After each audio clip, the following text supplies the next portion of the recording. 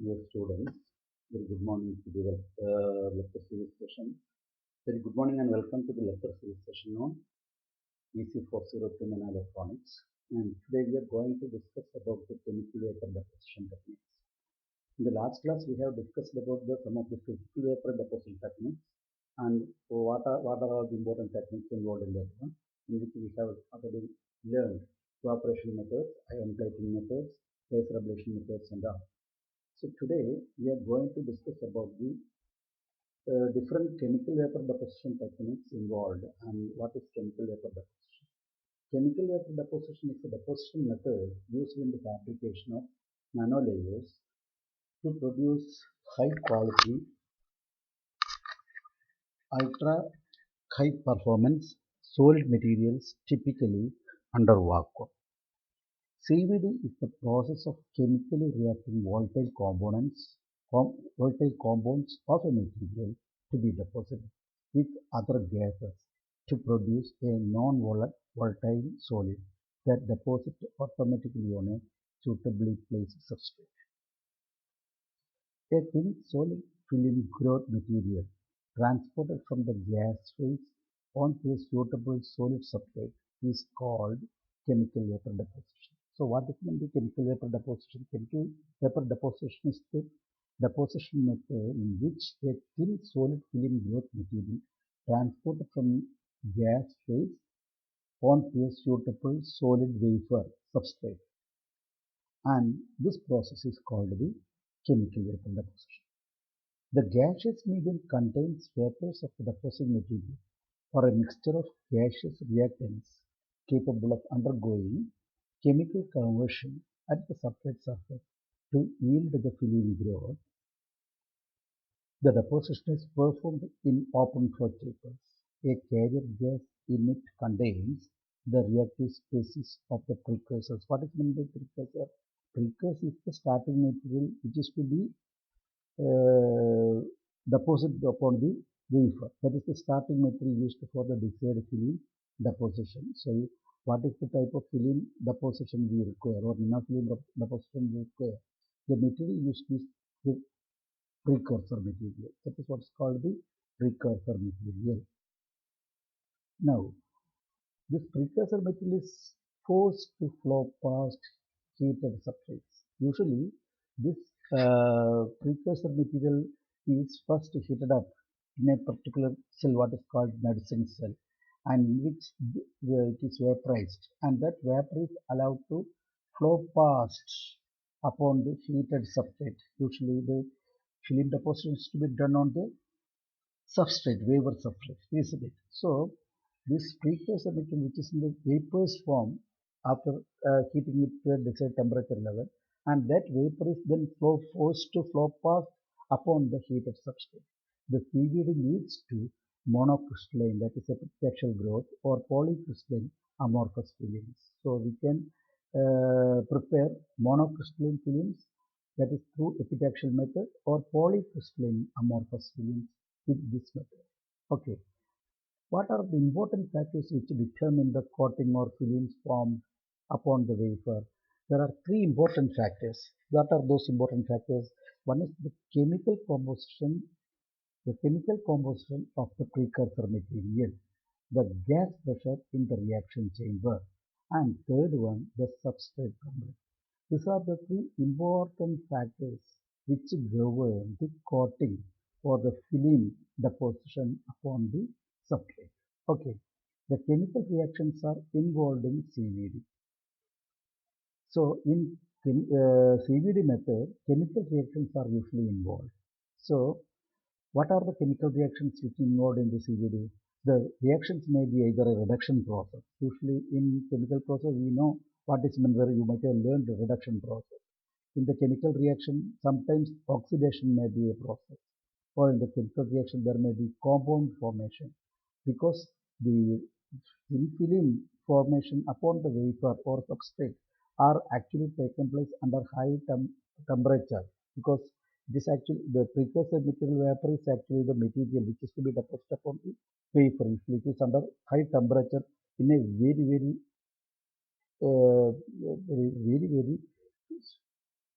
small pressure vacuum. Small pressure vacuum, pressure of the order of sometimes 10 raised to -7 torr or so. Usually such is the kind of pressure that is almost vacuum, almost vacuum. So this process are taking, these chemical reactions are taking place under the vacuum condition with a very small pressure of some inert gas or so. Okay. So these are all the type of reactions. What are the reactions which may occur? Maybe sometimes a reduction process, maybe an oxidation process, or sometimes a compound formation. Now the wafer is put on a carrier. Usually the wafer is kept on a carrier to hold and heated to a temperature between 350 to 800 degrees Celsius. So in chemical vapor deposition method, the substrate or wafer is usually carried by a carrier and actually it is heated up to a temperature of 300 to 800 degrees centigrade. Actually on this heated wafer surface, the material deposition is usually done as a film. Okay.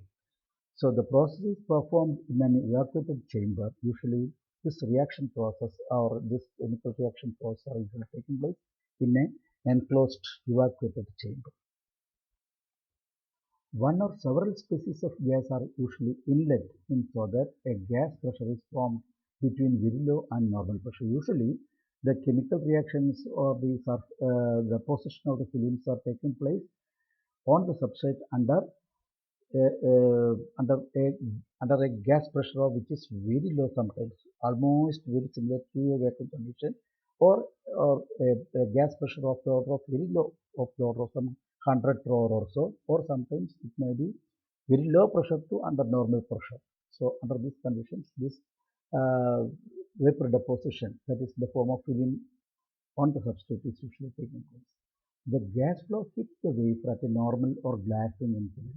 The gas flow, usually I told you one or several species of gas are usually inlet. Species of gas means different inert gas like argon.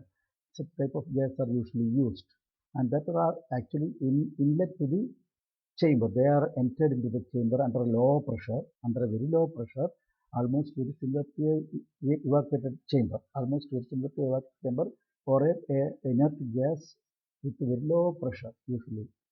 And this gas flow hits the wafer at a normal or a glancing incident. Now, a dissociation in the case of a single gas species or a reaction between two species takes place. So sometimes for a single gas species, a reaction of, that is a dissociation of the material, or a reaction between two species, that may be take place if it is not a single gas species. If two or more gas are actually inlet to the chamber, so the reaction may be due to the two species of gas. In both cases, a newly formed molecule adheres to the wafer surface. Actually, the precursor material is now available in the form of a vapor, and that vapor, which is actually allowed to flow through a small orifice or nozzle through which this particular molecular beam will be escaped and adhered over the wafer. That is actually we will learn the method of CVD techniques involved in the MBE process. Then you will understand how these are arranged and how this is taking place. Now the CVD deposition can be supported by RF plasma. So the CVD deposition can be done with the help of radio frequency plasma too. So some of the example of CVD techniques.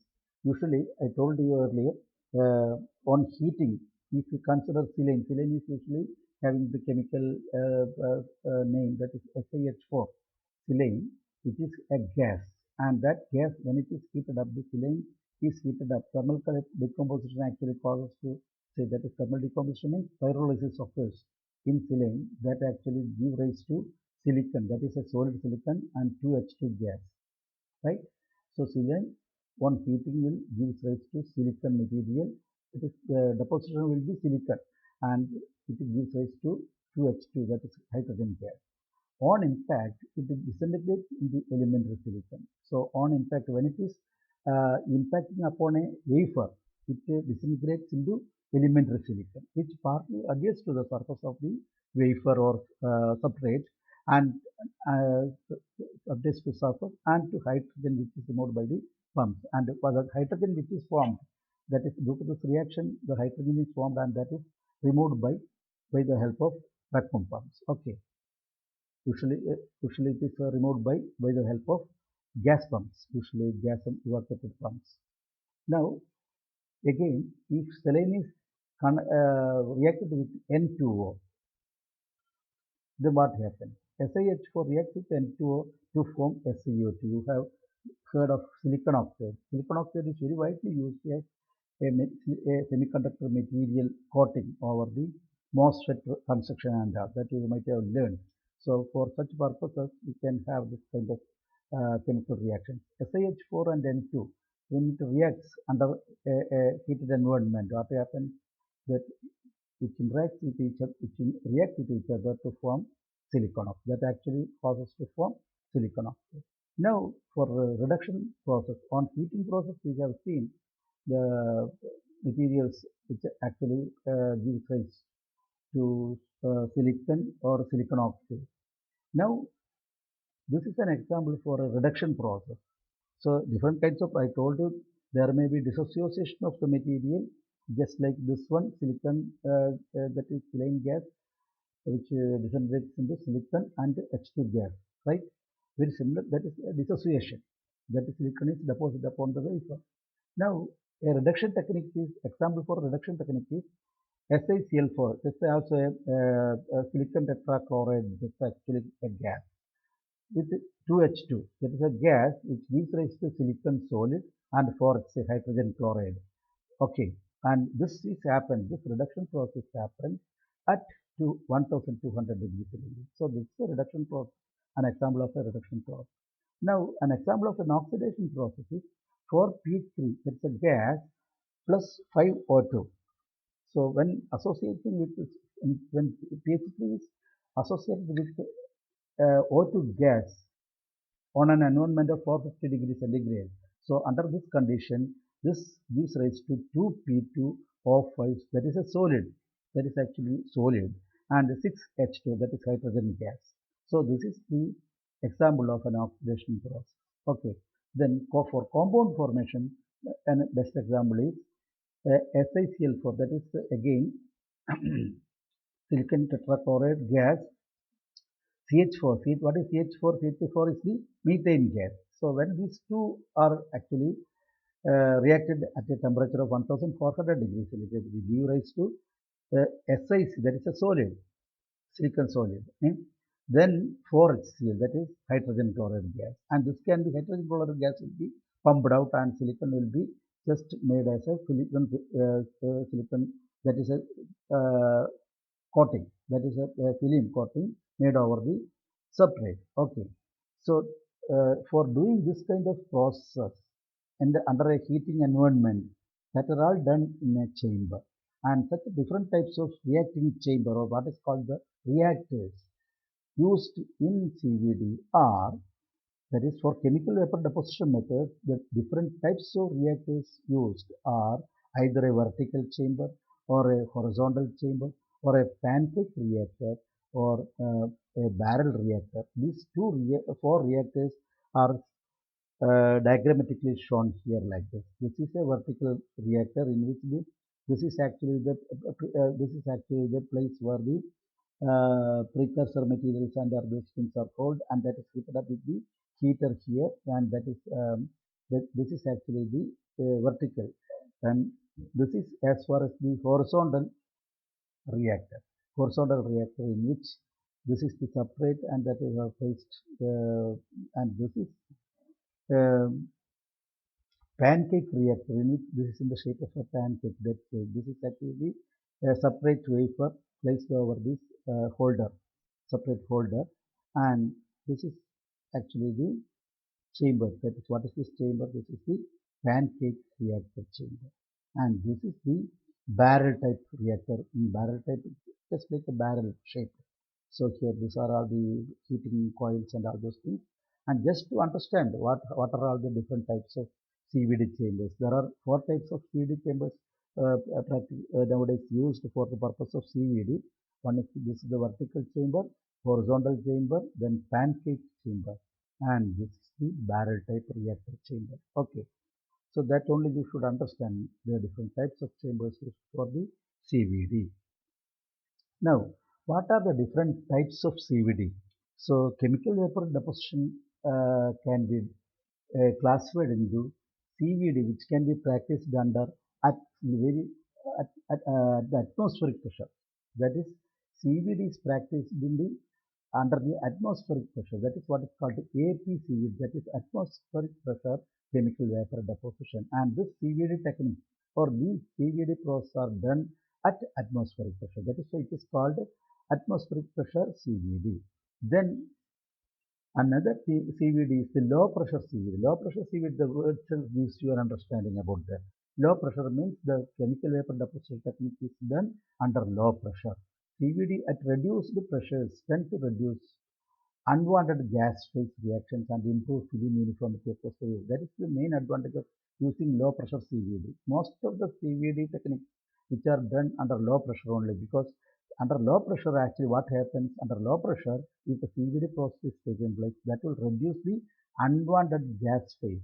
That is, whatever gas is produced, that can be evacuated, that can be pumped out and evacuated, and the CVD process can be made in a very improved way, so as to form improved and uniform film coating over the wafer substrate. Okay, substrate wafer, we can have a very good improved film uniformity across the wafer. That is possible. Then that is the main use of, that is the main advantage of using low pressure CVD. Just understand what is low pressure CVD, what are the advantages. The low pressure CVD means CVD process which takes place under low pressure. The advantage is that which reduces the unwanted gas phase formed, and also that gives rise to improved film uniformity across the silicon wafer or substrate wafer. Okay, wafer substrate. Then another type of CVD is the ultra high vacuum CVD. What is ultra high vacuum CVD? So very low pressure CVD means it is almost the chamber is under vacuum condition, but a very low pressure of some argon gas or such type of inert gas are usually used for the purpose, or some other type of gases for the purpose of chemical vapor deposition. But in ultra high vacuum CVD is at a very, very low pressure, typically a low pressure below 10 raised to minus 6 Pascal, or that is 10 raised to minus 6 torr or so. In MBE, molecular beam epitaxy method, the chamber pressure is actually maintained at a very low pressure of the order of 10 raised to minus 11 torr or 10 raised to minus 11 Pascal. Okay. So such a very low pressure CVD is usually called ultra high vacuum CVD, because the low pressure maintained in the chamber, the vacuum chamber is actually very low under a gas with a very low pressure, very small pressure of the order of 10 raised to minus 6 to minus 11. Such a very small pressure. That is why it is called ultra high vacuum CVD, because almost the reaction chamber is vacuum, it is evacuated and vacuum. If at all gas is used, gas phase is used there, but that gas phase will be having a pressure which is very, very small of the order of 10 raised to minus 6 Pascal or 10 raised to minus 6 Pascal or torr to 10 raised to minus 11 Pascal. So that is 10 raised to minus 11 torr. Pascal, 10 raised to minus 6 Pascal to 10 raised to minus 11 Pascal, or 10 raised to minus 6 torr to 10 raised to minus 11 torr. Now, another type of very important CVD is the MOCVD, that is metal organic chemical vapor deposition method. What is this particular CVD technique? In this CVD technique, metal organic compound is used as a precursor. I told you a precursor material is used in CVD techniques for initial vapor production. Vapor material that is to be deposited upon the substrate wafer, isn't it? So that is the first material, that is the precursor material, that is what's called the precursor material. And if that precursor material is a metal organic compound, then we say that such type of CVD, that is the chemical vapor deposition, the process of chemical vapor deposition in such cases is called MOCVD, that is metal organic compound or metal organic chemical vapor deposition method. Then plasma enhanced CVD, PECVD. That's also very important CVD technique, plasma enhanced CVD. In this CVD technique, the plasma is made use of. Actually, CVD technique uses plasma to enhance the chemical reaction rate. What for we use plasma for plasma in CVD? Because plasma enhances the chemical reaction rate so as to form the film, thin film upon the substrate wafer. So such process, such chemical process or reaction rate is enhanced with the help of plasma. That is why such CVD techniques which make use of plasma to enhance the chemical reaction rate. Such type of CVD is called, or the CVD process called plasma enhanced CVD. Okay. So in plasma enhanced CVD, what are the other important features? The CVD deposition can be supported by an RF plasma. So usually in plasma enhanced CVD, the CVD deposition can be supported by RF plasma. And an example for this one is an amorphous or microcrystalline silicon deposition. Usually amorphous type or microcrystalline silicon deposition is usually done with the help of PECVD, that is plasma enhanced CVD technique. Or later the amorphous microcrystalline structure, amorphous or microcrystalline structure. Amorphous crystalline or microcrystalline structures are actually done with the help of, or that are all formed with the help of, or that are all produced with the help of PECVD. Okay. The major difference to the conventional CVD is the addition of argon for the ignition of plasma and of H2. That is the major difference. So in the conventional CVD, some gases, which is actually different types of gases, NO2 or H2, like gas are usually used, and which are all under very low pressure usually. But in PECVD, usually addition of argon gas, that is used for the ignition of the plasma and of H2. Okay. So this argon is actually an inert gas.